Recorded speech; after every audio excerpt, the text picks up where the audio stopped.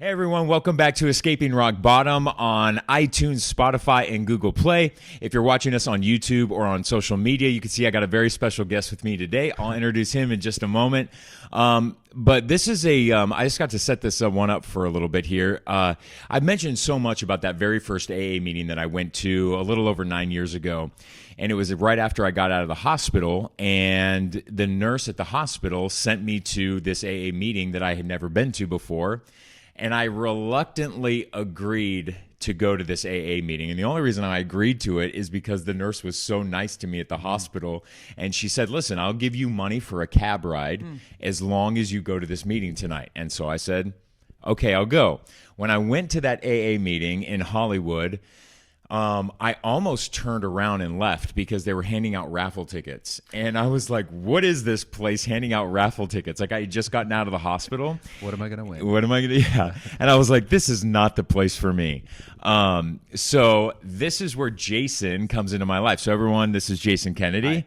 Thanks for coming on the show. I appreciate it. Yeah. He is an incredible guy, and I'm so happy that he's agreed to do the podcast because he has an incredible story of his own, but also he probably didn't realize it that day, but he definitely saved my life. So I go to this meeting, right, and they're handing out raffle tickets in Hollywood, and I immediately did a 180 and I started walking away. And the guys who were handing out the raffle tickets were like, yo, buddy, come back, come back, come back.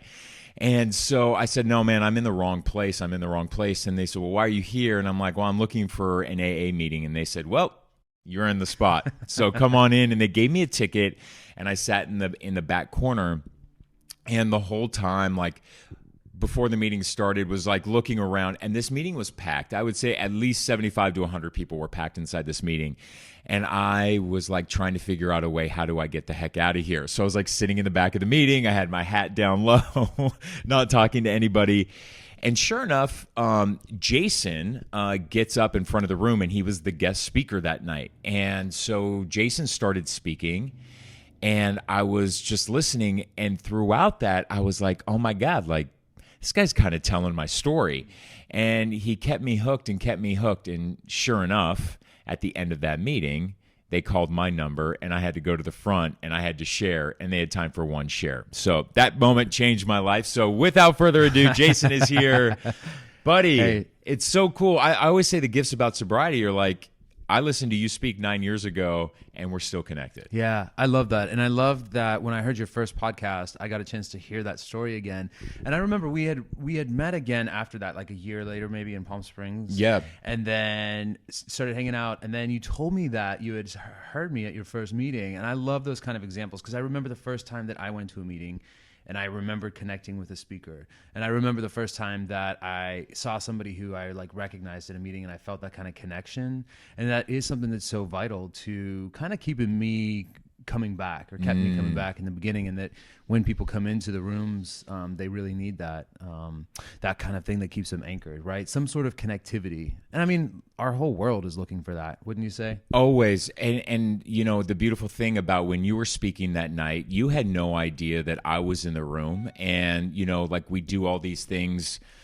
You know, I go around and speak now, and we do the podcast, and you never know who is watching the podcast on that day. You never know who's sharing it with somebody else on that day.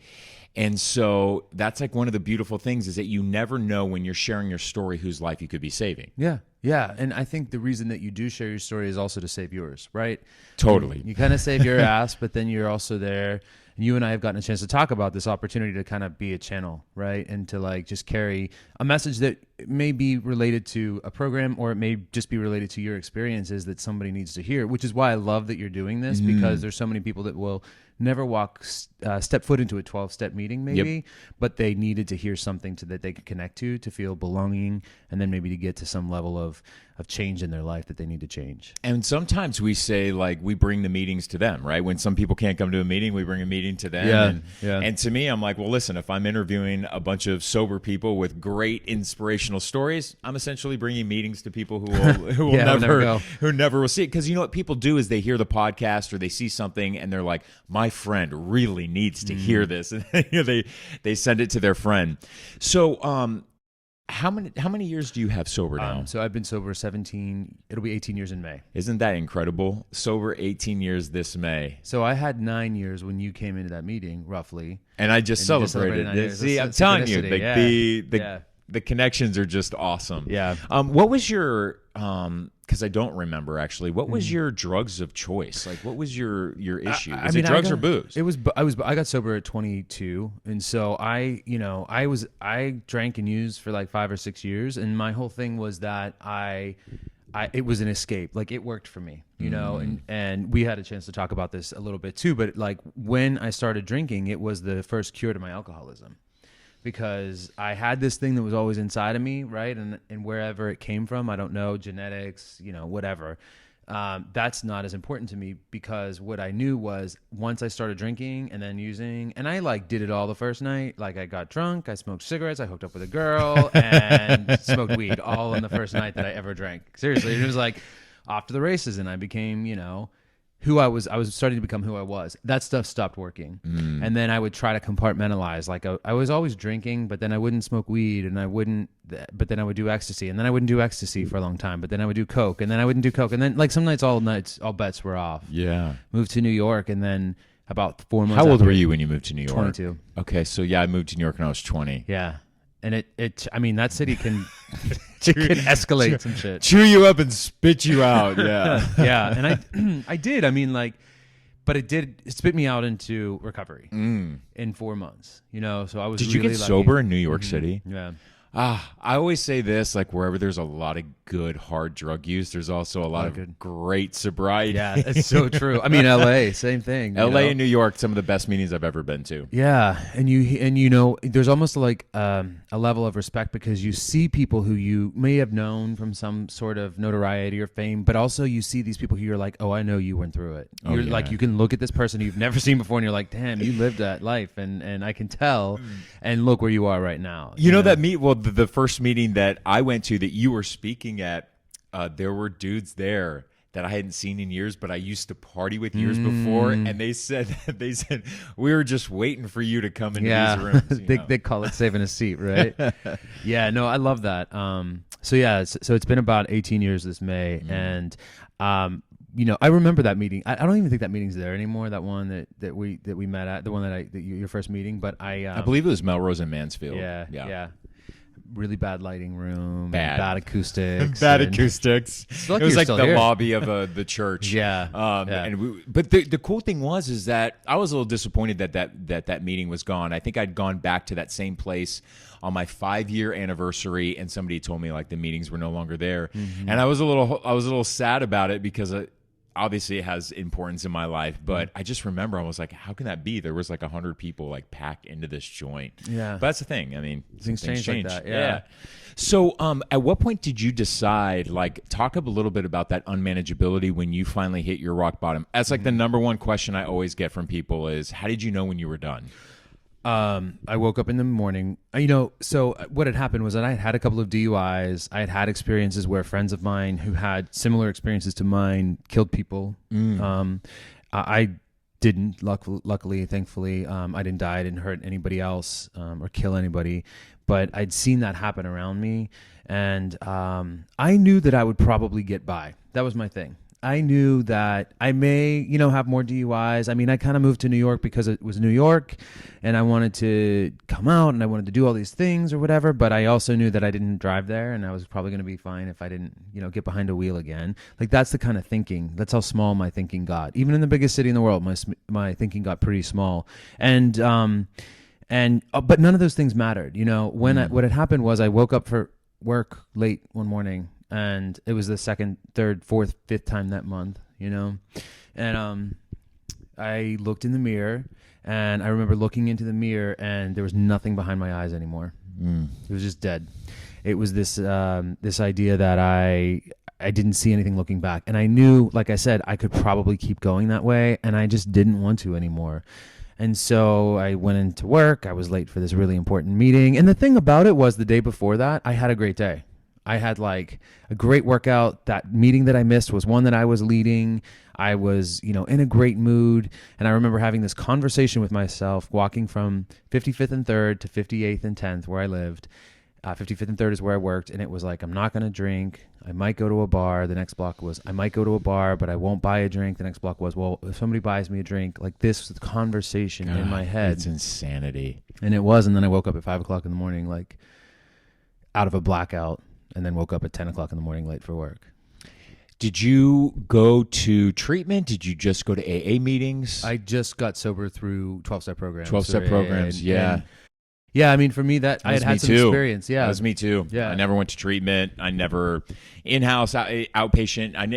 I never did it, and I always say it's so important for us to always share exactly how we got sober, because there is truly I get emails from parents all the time like, "What's the right way to get my child in?" And I try to explain to them is that I can bring on 50 different people to this podcast. You will hear 50 different ways that people got sober, and 12-step programs were enough for me to get me to stop. Yeah, and for some people it's intensive outpatient treatment, and sometimes it's rehabs, and look, there is no right way. No. And I'm a big proponent of there's no right way to do things, right? It's like, what is the way that works for you? And you have to find the way that works for you until you do it, and then keep doing it. You know, like for me, it's like I wanted to, once I got a taste of what it was like to live a life that was free from drugs and alcohol, I wanted more of that, you know? I mean, I'm an addict, so I wanted more of that good shit, right? But I wanted more of that mentality of like, oh, what's next? And what else can I uncover? Well, now that you've done some, because what do you do professionally now? So now I speak and write and do content around what I call approachable inspiration, specifically something called meditation for assholes. This is amazing. Thank you. Yeah. And so meditation for assholes, the whole idea is that I wanted to demystify meditation, and it's about getting real with good, right? So like, you know, there's a lot of things out there in the world that are either too preachy, I found, or that are out of reach for people. And I just wanted to get more people meditating. And I want to get more people talking about the good shit that's happening out there in the world and then acting upon it on their own life. First off, I love that like a former alkie and druggie is now like teaching people about spirituality and like meditation and stuff, which by the way, we're going to do a really cool podcast because I'm a really bad meditator. And even though he'll say there's no bad meditating, like I can already like feel his response coming at me, which is bad because I already know what the answer is going to be. And I still have found ways to excuse myself from meditating. And my sponsor and my therapist are probably going to watch this being like, yes, this is very good. Get Brandon to meditate. When I reflect back, because one of the questions I get a lot, and I want to ask you this, is people ask me, you grew up in Laguna Beach. It's a beautiful part of the country. You went to private schools. I played soccer, had a chance to play soccer overseas for a little bit, was a competitive athlete, did really well in school. The question I get is, how did you become an addict? Like your parents weren't addicts, your parents weren't alcoholics. And that was a hard question for me to explain to people because I really didn't know. I'm like, how did I end up like with the life that I did?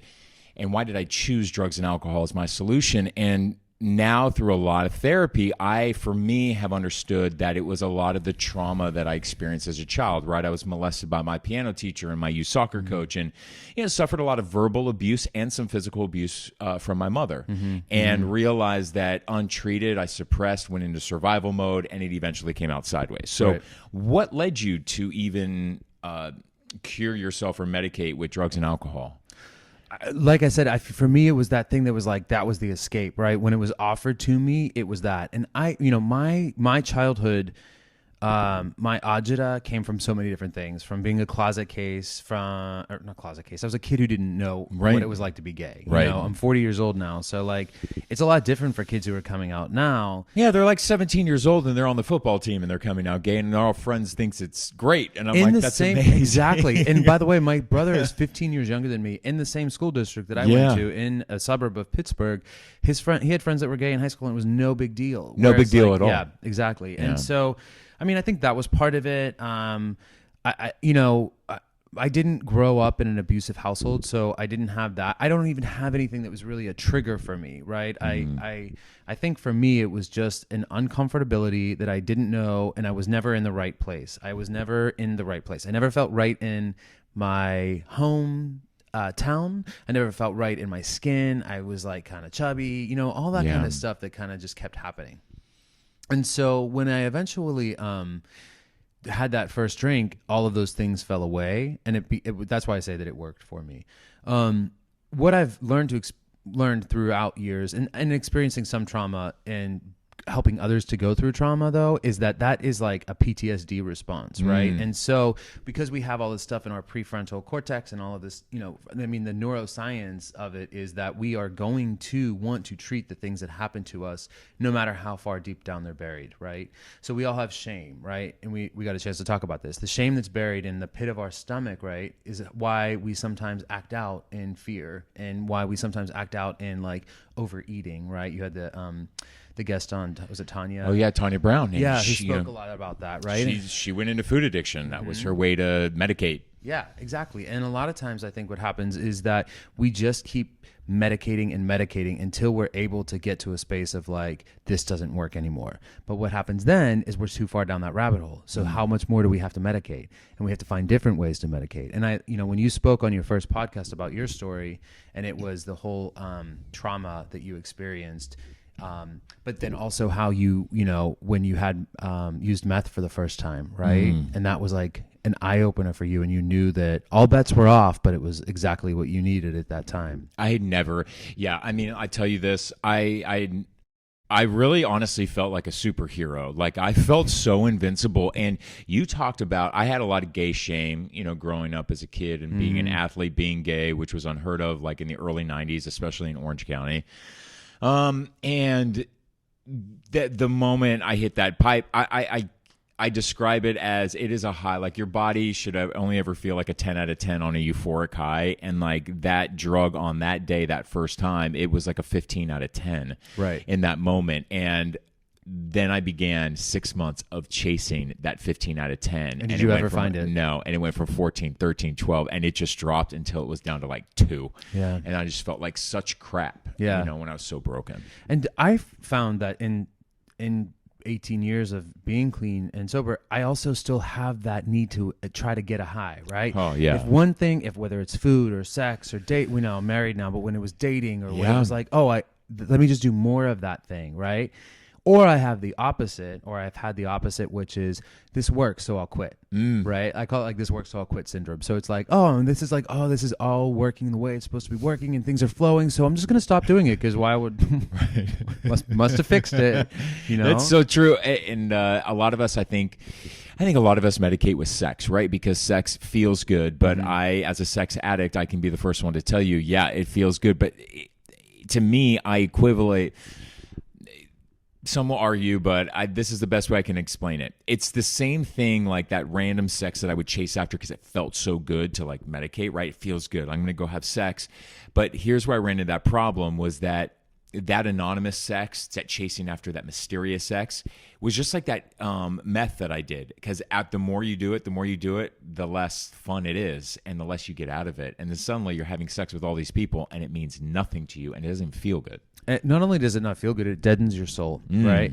And the reason that we're chasing after that high, that sex, that superhero strength, right, is because we're still trying to heal something inside. And the only way to heal that thing inside is really to go inside, in my experience, right? And to be there. Not to like dive in and then over medicate yourself with, like the head thing. Our head can tell us a lot of things, right? Yeah. You got to separate the head from the heart in that time and go inside and sitting and being with yourself, right? And really, even that is a channel to feeding what is like bigger, right? I don't know what, you guys at home or anybody who's listening or you personally believe in, but I believe in this universe, right? And there's a lot of different things that we're connected to that are not necessarily Jesus or God or whatever, right? Whatever that is for you. The only way to get to that deeper connection is to access that connection, which is already within you, but by being quiet and by being still. And that's why I, after 9 years of not meditating, became such a big proponent of it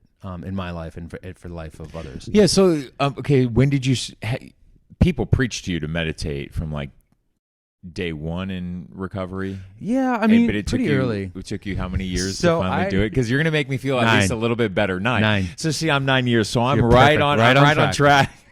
I'm right on track. Right on track, buddy. I think it was about 9. And I remember meditating in 2002 and being like a year sober, and I didn't levitate, and I was like, well, it doesn't work. Yeah. So then I prescribed myself to 8 years of, I'm too ADHD, I'm too not medicated, I'm too ADHD, I'm too caffeinated, I'm too go. I'm running around New York, and then I moved to LA, and I'm running around LA, and I have this. And then I look at it in retrospect, it was like I was the pinball, man. I was all over the place. I stayed clean and sober, but I was still all over the place. And I also thought, because I thought I had to levitate, right? Or whatever the, equivalent of that was for me at that time. I thought of meditation as robes and beards. Yeah. And I don't have that many robes. And I didn't have a beard at the time. But I also thought of I needed to do 20 minutes twice a day, and we talk about perfectionism. And I believe that was one of the things too that kind of held me back from doing it. And that's what I want to stop people from doing is there is no bad, there is no wrong, there's no right, there's no good way to meditate. For me, what happened was when I finally started, I started with 2 minutes, and it was just 2 minutes of a guided meditation. But I did that every day. And when I did that every day, I was able to get to 5 minutes every day. And then that 5 minutes eventually led to 10 minutes every day. And I, at the time, even probably when you heard me speak, I was towards the end of a relationship that had been 6 years long. And I was so in my head about should I stay or should I go, and never really in my heart, and never sitting still like I talked with you about it just a moment ago. And I think what had happened was I finally got calm and present, and I didn't have to stay in my head about whether or not I should stay in that relationship. The answer just came, and one morning I was able to, as I remember it, go into the bedroom and say to him, I can't do this anymore. And that freed him up to go get married and have 2 kids, and that freed me up to go start doing the journey that I started on, and having 3 years of being alone and in a relationship with myself, and starting a company and closing a company and starting another company, and doing all of these things by being present. And eventually, meeting my now husband and going through the journey that we've gone through in terms of having kids. So the journey that you're on today, and I'm curious as to know is how many of your friends in your life today knew you as a drunk? Oh wow. I have probably 2 people I keep in touch with from high school, on a consistent basis. And 2 very close friends from college. And I know people from school, you know what I mean? And I'll still talk to them every once in a while, but that's really it, besides family. Yeah. I think I've moved away and I've evolved. They've evolved in their own ways as well. Right. But kind of just natural life progression that you kind of grow in different directions. But people who knew me as an asshole,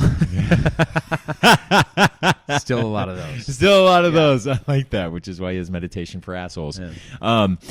Yeah. Because I try, when I reflect back, there's a few people who I used to party with, and they've calmed down in their own ways, because they're not addicts, but naturally they get older and they get calmer. And but for the most part, everybody in my life has only ever known me sober. And once in a while, I'll throw in like 50% of a war story. I won't even go the whole way with the war story, and I'll share it with them, and the look on their faces, they're like, oh, "You did that?" They're like, "You're the most in control person we know in our life. How did you ever do that?" And then when they think that of me, I'm like, it's so amazing. The 12-step program and just being in recovery and sobriety is working. Yeah. If that's the perception that people now have of me as somebody who's responsible, somebody who is considerate, and somebody who is not out of control, I'm like, okay, those are all great qualities to have. Do you have that perception of yourself? I know. It's so funny. My therapist, it was a hard moment. My therapist said to me, she goes, "You still don't see yourself the way others see you." Yeah. And I'm like, yeah. I was like, well, how do you see me? And I asked her, I was like, well, how do you see me? And, and she started listing off some things. I'm like, you're right. I probably don't see myself in that way. That's a hard one. How do you compensate for that now? Oh God. How do I compensate for that now? It's a good question. I really believe that the people I choose to have in my life today are more reflections of who I am. Does that make sense? Yeah. I'm really attracted to, I don't hang out with everybody, and I'm very selective on people. And if I don't want to go to dinner with a group of people, I just don't go. Yeah. That's one thing I've learned to say no to. But yeah, I look around all my friends and I'm like, they're all such beautiful souls and beautiful people, and they all have different qualities that make them great. And I guess I'm really now choosing people that are a reflection of me and who I am. Mm-hmm. Mm-hmm. And then I mean, there are times. Listen, there are times right now, that I am insecure, and that I do have moments of fear and out the day. I mean, I just gave up a huge job in Arizona as a news anchor, and I was, making a great salary, and you give up all those things.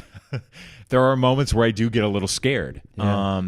But at the same time, I had this conversation that when I did not believe in God, or I didn't believe in my higher power, my spirituality, my higher power, even in my active addiction, was looking out for me, even though I refused to acknowledge that higher power. So I look at what's transpired in my life today, and I'm like, why would I ever doubt that? Mm-hmm. Mm-hmm. And so does that help you get back from that fear place then quickly? It does. I mean, and that's the one thing that is a beautiful thing about the program, is that we're able to fast forward any of that tape, right? To say even when we get sober that I never have a drug fantasy is like ludicrous. Like, I have to tell my sponsees, listen, I'm 9 years clean. Are there moments where I'm like, I kind of romanticize about that 15 out of 10 feeling that meth gave me on that first time? Yeah, like that memory is still locked in my head, but I'm at least smart enough to know that I can no longer chase that. Yeah. I remember there were times where people were like, do you ever want to drink? And I was like, no, but there are times where I want a cocaine-filled coffee table, right? Like just like a mound of it. And I don't remember the last time I've had that feeling, but it doesn't mean I'm immune to it, Right. I always think that in terms of mindfulness of emotions, right? And mindfulness, paying attention to your what you're experiencing without judgment, essentially, right? Paying attention to everything without judgment. But when I have those, those experiences of,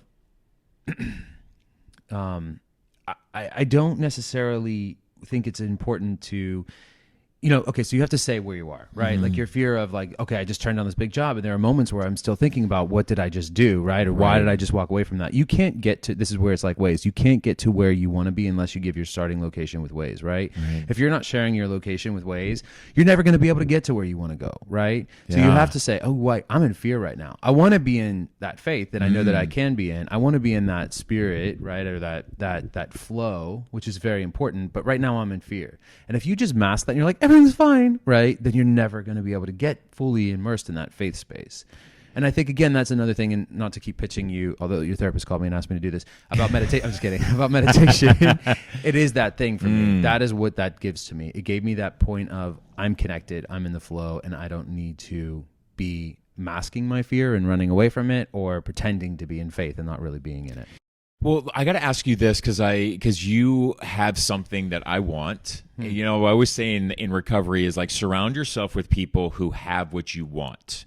And we always say choose a sponsor, right, to guide you through the program who has what you want. Well, I also like to have friends in my life who have things that I want, and not in a jealous way. Trust me, I do not mean that in a jealous way, but like you're in a successful relationship, you're married, and that's something that I've had to go through therapy to figure out, like, why am I having these relationship issues? Like, why am I unable to show my vulnerability to somebody, which I've spent 4 years of therapy working on. So now I ask you, is like, how hard was it for you to, or was it even hard for you in recovery? Is your husband sober? No. Or he's not? Yeah. So you're married to a normie. I'm going to assume he's a heroin addict. Wait, I'm going to assume he's a normie, right? And not an addict. And so... What are the challenges does that face? Are there no challenges? No, absolutely. Absolutely. And look, we've had our share of challenges of us against the world, not against the world, but that we faced together. We've been foster parents for 3 years. We had a set of kids who were with us for a year and a half and then reunified with their birth parents. And that was a trauma that we went through and that they are going through because they may have gone back to an environment that isn't as healthy. Right. Is the best way that I could say that. Yeah. And then, we're in the process of adopting 3 children right now, right? And then there's the chaos of having 3 kids or 2 kids, and the chaos of, temper tantrums. And then there's, we've been together 6 years, and then there's things that happen when you're together 6 years where you're like, this isn't what I signed up for. So you evolve or you don't, and you get to make those decisions. For me, I have a pretty specific morning routine when it comes to meditation now. I do a lot of gratitude lists. I do a lot of, praying and writing and doing all of these things that I always said that you should do. Yeah. And now but I never no. say should. I just do them, and I share with people what works for me. And that's one of the ways that I keep my marriage and my sanity intact and me sane. But I'm not perfect, and he's not perfect. And vulnerability, as you spoke about, working on that for 4 years is one of the things that does keep us together. When we can say to each other, I'm not happy with the way that this is going right now. Or the opposite, which is even harder for me to say, I'm really grateful that you've done something like this, right? Or I'm really proud of the way that you did this. I mean, those are, for whatever reason, for me, those are harder things for me to say. And even harder for me to hear. So I have to be vulnerable about the good stuff too. Yeah. I have to ask you this before we eventually start to wrap up. And because you have so much time in recovery, have there ever been dips in your recovery where you've not relapsed, but has there ever been times in recovery where you've gotten bored? Oh yeah, or dry. Yeah, or dry. Like, what do you do during those times? Look, I've had a few of them. I've had 4 sponsors. I've had times where I have been dry, it's still that I would check in at meetings, but right now I'm in a space where I'm doing a lot of work in the program. Even though I'm going to less meetings right now than I was before the kids came, just because it's insane. Right. But I think one of the things that has been, at least for the past, 9 or 10 years for me, it has been about that connection with the universe, the connection with the higher power, the spirit, for me, because that has been my through line. Meditation and prayer for me has really been my through line. And then asking for help. Again, as I, speak about being vulnerable, a lot of that vulnerability is asking for help. And I have never been really good at that. Yeah, and so sometimes it's like, I need a new sponsor. Yeah. Or I need help, or I need I need friends that are sober, and I need to talk to them and tell them what I'm going through, instead of, look, for me, I think, Brendan, the big thing is I got to stay out of my head as much as possible. And I cognitively know that, but that's still in my head. You're like, I got to do the action step to get myself out of my head. Yeah. No, it's a really beautiful message. And I think that for me, asking others for help is one of the most difficult things that I ever do, because I know exactly where that comes from. It comes from the overachiever, right? I don't need your help. I can do everything on my own. And that comes from me trying to want attention from my parents and seek attention and approval and applause. And whatever it is from everybody else, because I feel like if I need help from somebody, then I didn't do it, they helped me do it. And then, you don't get all the credit, or and it's less than, but that's the but that's just that's up in here. That's not reality of how people perceive it. Right. And you know what, and I'll say with this is that, my therapist goes, you know what? You enjoy doing things for your friends, right? And this is what really flipped it for me. She goes, you enjoy doing things for your friends, right? I'm like, oh my God, I love doing things for my friends. She goes, good, because it makes you feel good, right? I'm like, yeah. She goes, good. Then give your friends the same gift of having them feel good by helping you. Right. And I was like, I got you. Point taken. Good, I can control that. Point taken. All right, so as we close up here, what's a good piece of advice that you can give to, somebody who is out there, who's never been to a 12-step meeting, never been to recovery, but is struggling and just looking for some hope? Well, go, and listen. I love that idea of listening for the similarities. But if we're going about what we talked about today, it's really about just asking for help. And I think for me, and this is something that I work with on a daily basis, is letting go of the knowing it. I don't know, the more time I have on this earth, the more time that I have sober, the less I know. And I think that is really what allows me to stay connected. And I think for somebody who's struggling, right? If you're struggling right now, don't know the answers. Don't know what your future holds, because you don't know what your past defines you as, because it doesn't. It's like, really be present, be in the moment, don't know, and ask for help. And show up. Like I did to a random meeting that a nurse at Hollywood Presbyterian suggested I go to so I can get $5 of a cab ride, and show up, and you can eventually hear the message that you're meant to hear on that day. Yeah. Just like I showed up to that meeting and I heard this guy share his message, which got me to my next meeting. Yeah. So thanks for tuning in to Escaping Rock Bottom. You can find it on the website, escapingrockbottom.com, iTunes, Spotify, Google Play, and of course, YouTube and Facebook. Big thanks to Jason for showing up here. We're going to do a second podcast, and that is strictly going to be on just meditating for this asshole. I'm just kidding. Thanks, y'all, for watching, and we'll see you next week. All right.